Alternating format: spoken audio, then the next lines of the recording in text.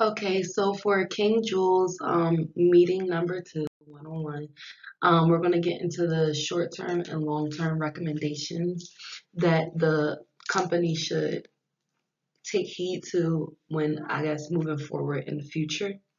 So so I started with short-term recommendations, and with the short-term recommendations, I said that the that why man, the financial person, should tell the CEO Andy Wong about Clement Tam.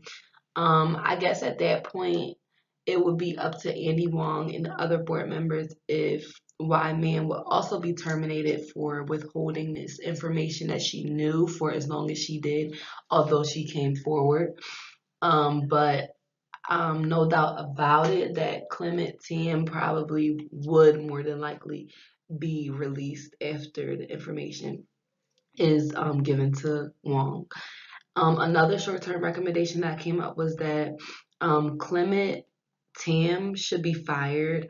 Um, I would possibly find or soon heavy on a possibly. That was just another suggestion that was thrown out there as far as what could happen as far as a recommendation. Um, as far as long-term recommendations, I went into utilitarianism approach and deontology approach.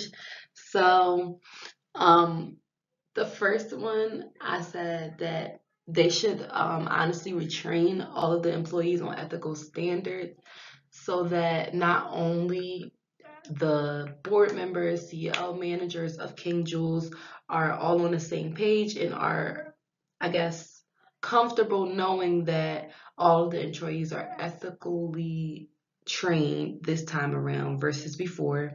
And it will also ensure that are it will also ensure that customers are able to trust King Jules again, as I'm sure some trust issues have arisen within the customers because of some of the things that have happened as a result of unethical practices. So this will, I guess, that approach will build a sense of, I guess, trust and unity within the employees, the company, and the customers. The second approach for long term, I said that they should implement stricter ethical rules and laws within the company itself.